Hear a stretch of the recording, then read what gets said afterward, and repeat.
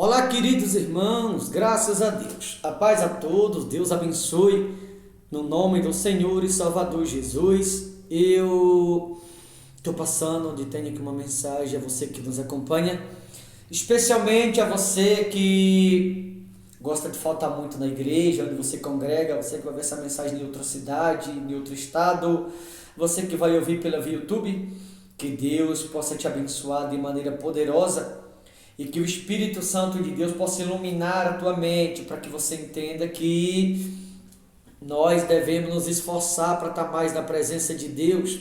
Nós não podemos fugir da luta, nós não podemos fugir da guerra. Pelo contrário, que quando a gente recua, ou quando a gente foge da guerra, ou quando a gente se esconde dela, muitas vezes o problema vai nos procurar dentro de casa, como você vai ver aqui. Por isso que você não pode parar de ir para a igreja. Por isso que você não pode deixar de congregar. Aliás, é tudo que o diabo quer é que você deixe de ir para a igreja.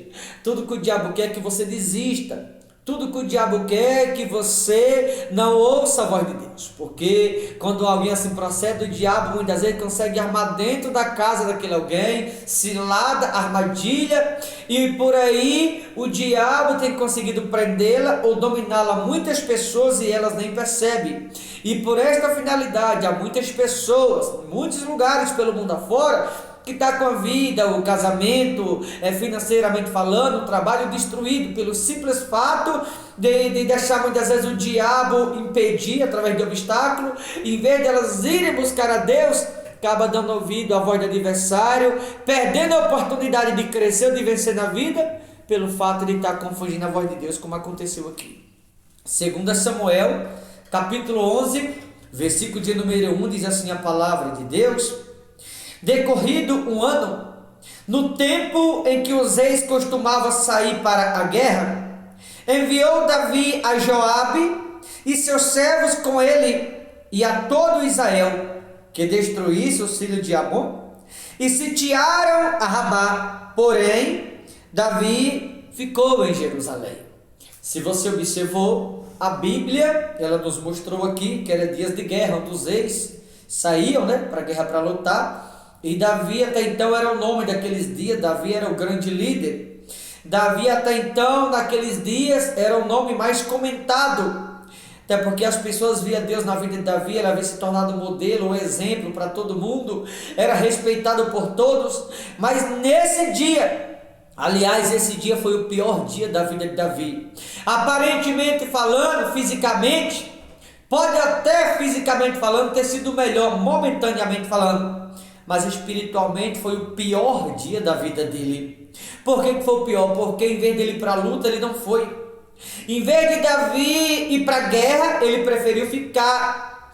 Em vez de Davi se levantar como os outros reis que tinham naqueles dias e ir para a batalha, ele mandou os outros e ele não foi. Ei, o que a Bíblia está nos ensinando? Nunca mande ninguém fazer aquilo que é para você fazer. Às vezes a gente fala, vai lá, ora por mim. Às vezes a gente fala assim, pede para o pastor me apresentar em oração. Pede para o pastor orar para me libertar desse vício para ser curado.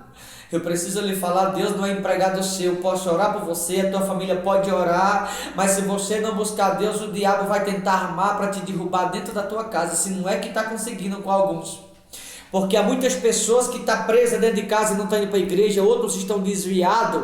Isso eu falo para todos que vão ver essa mensagem, infelizmente. Muitas pessoas não estão indo para suas igrejas, outros estão desviados. Sabe por quê?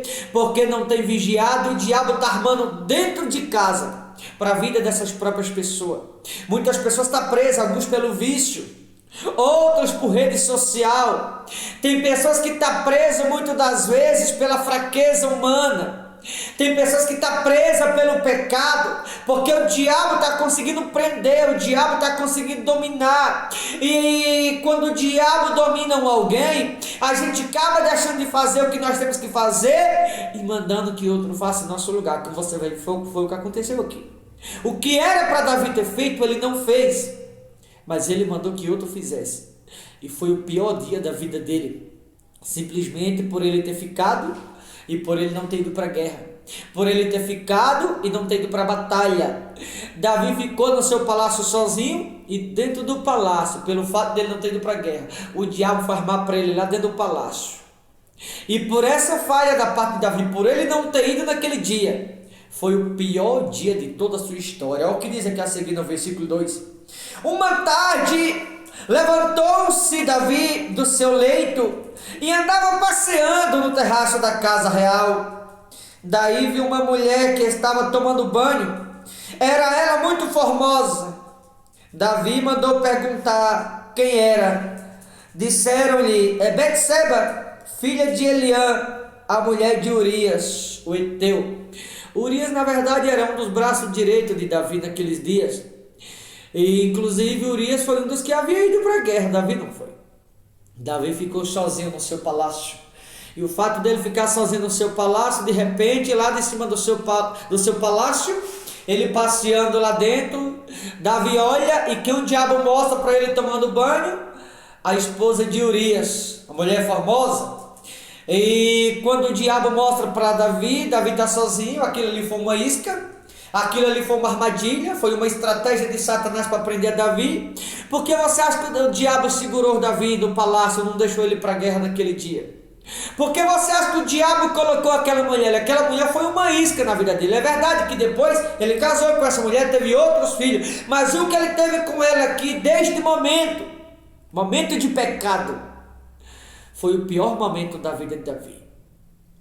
O diabo segurou Davi naquele dia e colocou aquela mulher ali como isca, como armadilha. E existem outras formas do diabo usar isca, do diabo usar armadilha para distrair a mim ou a você que vai ver essa mensagem, para que você não ore, para que você não vá para a igreja, para que você não busque a Deus.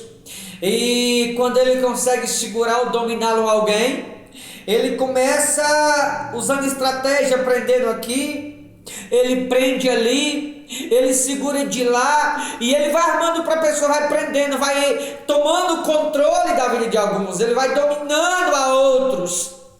E muitas pessoas, quando se dá conta, já está totalmente dominado pelo adversário. Sabe por quê? Porque não está fazendo o que tem que ser feito, está mandando que outros façam. Enquanto você estiver mandando que outros façam o que é para você fazer, você pode você ficar, pede para fulano orar por mim, vai lá orar por mim, você não ir. Enquanto você estiver pedindo para os outros fazer o que é para você fazer, isso é pior para você mesmo. Deixa de ser preguiçoso. Começa a vigiar, para de dar brecha para Satanás.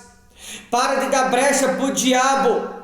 Porque enquanto você está com preguiça, o diabo te segurando, ele está armando para você, talvez através de rede social, talvez através de amizade errada, talvez através de pessoas erradas. E você está aí dando ouvido a Satanás, o diabo tentando acabar com a sua vida. Será que você não percebe? O diabo tentando acabar com o seu casamento. Será que você não se dá conta disso? E aí você fica dando brecha para Satanás, o diabo te levando para o fundo do poço, alguns o diabo levando até para o inferno e não se dá conta disso. Não volta para a igreja não, você vai ver o que vai acontecer com você. Não volta para a presença de Deus não, talvez um dia você vai estar no inferno, é isso mesmo. E aí você vai lembrar desta mensagem e você vai dizer: por que eu não dei ouvido? Eu fiquei em casa, minha esposa ia orar por mim, eu não ia. Minha esposa estava orando por mim na igreja, eu estava criticando, eu não ia, ainda criticava. Eu não ia para a igreja, eu ficava fazendo coisa errada em casa, eu com amizades erradas. Cuidado, viu? Deus está vendo tudo e Ele está permitindo tudo isso na sua vida, para que você se dê conta e você acorde enquanto há tempo. Porque se você não acordar, talvez, se você não vigiar, quando você acordar, pode ser tarde demais. Uma vez, ou uma brecha que alguém dá, é o suficiente para o diabo destruir a vida de alguém, a vida inteira. Davi ficou no palácio e mandou que os demais fossem para a guerra. Era para ele ter ido. Era para Davi ter ido para a batalha. Era para Davi ter se levantado e ter liderado aquela equipe, porque ele era o rei daqueles dias. Davi era o cabeça daquele povo, mas ele não foi. Ficou com preguiça. Talvez você está assim, você que vai ver essa mensagem, não está indo para a igreja, não está congregando, está desviado, e o diabo não está perdendo a oportunidade de estar te peneirando.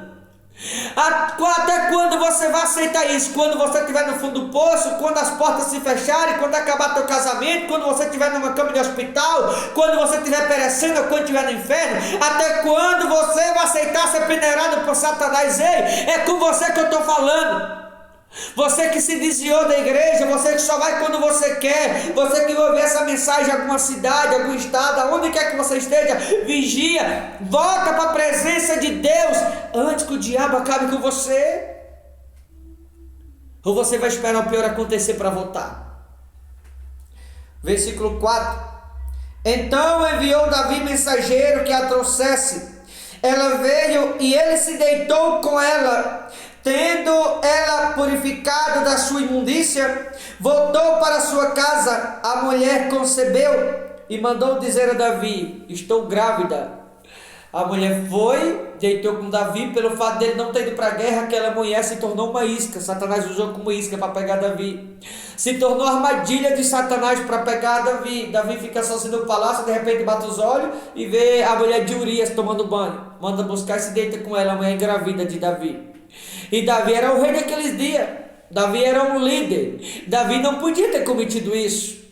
Porém, o diabo não usa apenas mulher, ele usa muitas outras estratégias.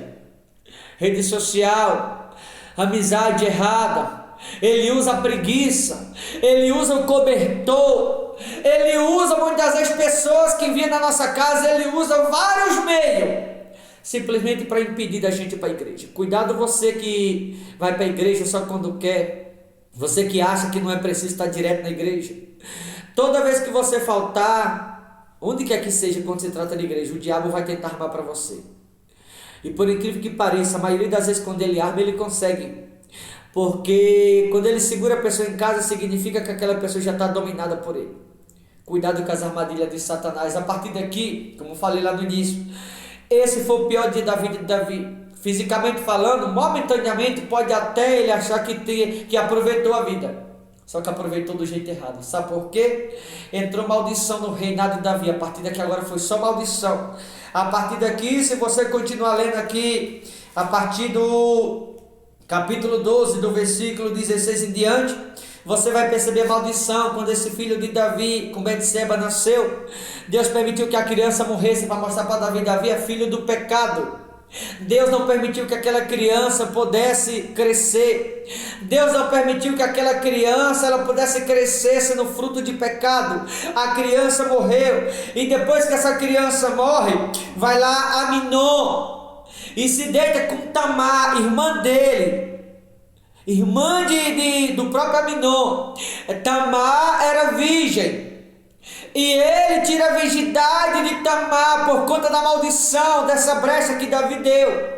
Depois que Aminon deita com Tamar, a própria irmã, Aminon, que também era filho de Davi, ele deitou com a própria irmã, tirando a virgindade dela, e Absalão ficou sabendo pela própria Tamar, que também era irmã de Absalão.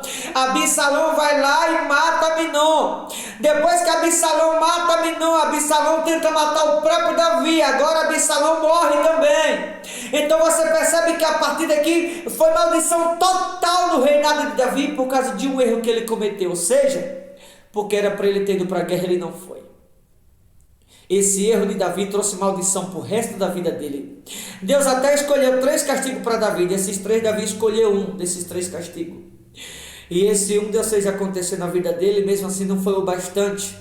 Além da criança do fruto do pecado ter morrido, a maldição foi total. Como morreu Aminon, morreu Absalão. Absalão, antes de morrer, tentou matar Davi. Aí Aminon tirou a virgindade da própria irmã Tamar. Tudo dentro do rei Davi, tudo dentro da casa dele, pelo simples fato desse erro que Davi cometeu, ou que ele poderia ter evitado.